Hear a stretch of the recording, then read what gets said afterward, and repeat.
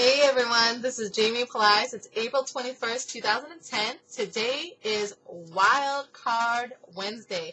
What does that mean? Whatever topic the host of that particular week wants to talk about, that's what you're going to hear about. So last night, I was talking to a good friend of mine, and he's a fellow online marketer.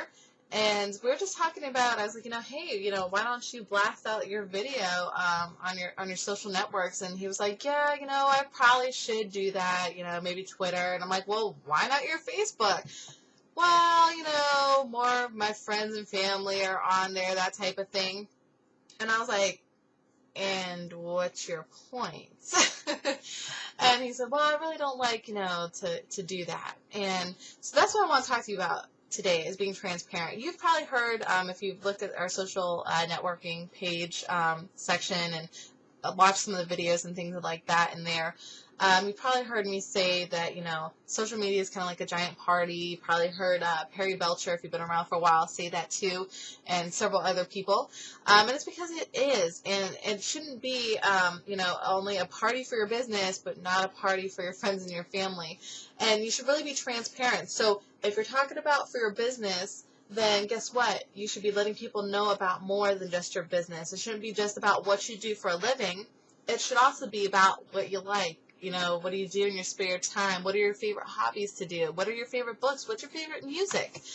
People want to know about you, because what happens is this builds tighter relationships, and it creates a really great network, because what happens is people find out more about you, what your hobbies are, what you're doing for your business, and now when they meet someone that has a similar interest, they're going to refer them to you. Or if they meet someone that your business might be able to help, they're going to refer them to you, as long as you build a rapport and you get some kind of common ground with them. And the only way you're going to do that is by sharing who you are. Share your life. Now, what's funny is people are so paranoid about doing this, and I don't get it, because you talk to people like my grandparents or your great grandparents, for instance, and they talk about communities, real communities where people knew each other. They knew their neighbors' names, they knew their neighbors' families, they knew the local pharmacist, the local banker. They knew everyone in that town, everyone that lived around them. They knew what they did for a living. They knew, what their hobbies were, what their interests were. So when they met someone that could utilize whatever that person did, they knew who to refer them to.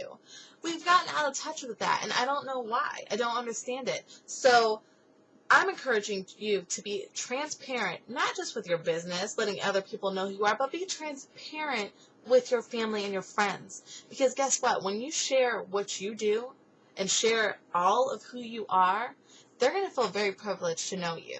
And if for some reason they don't like knowing all about you, then I don't know. You might want to think about whether they're really a good friend or a good family member in the first place. Because from my personal experience, and I'm sure from any of you that have shared who you are to your friends and your family, they want to know more about you. They want to be closer with you.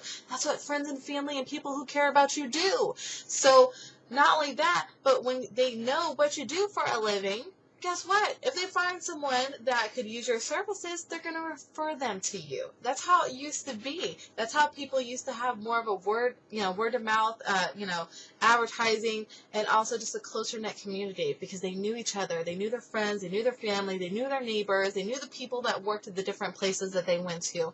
They got to know that person, what assets they had, what their likes and dislikes were, and they were able to have a closer knit community. So that's what I'm going to encourage you to do. Now, I'm not saying go spam your friends and your family. No, I don't believe in spamming, okay?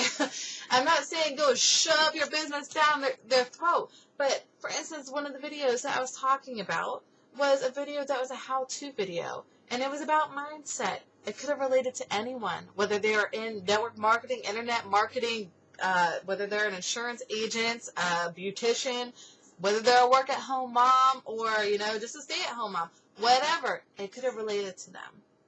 And it could have helped someone out there. So don't ever be afraid to share who you are, because the people who truly care about you and the people that are waiting to know about you, they're ready and they're waiting and they're willing to know about you and they're interested in knowing about you. And when you do that and you open up that gate, you open up that change, they're going to share who they are with you, and now you have a better relationship. That should be everyone's goal, to have better relationships, get to know each other, be able to have greater communities. So don't be afraid in your business to share more about who you are, and don't be afraid to share more of who you are with your friends and your family. And that includes what you do for a living. So that is my tip for Wildcard Wednesday. Please comment, rate this, let us know what you think. And until next time, bye for now.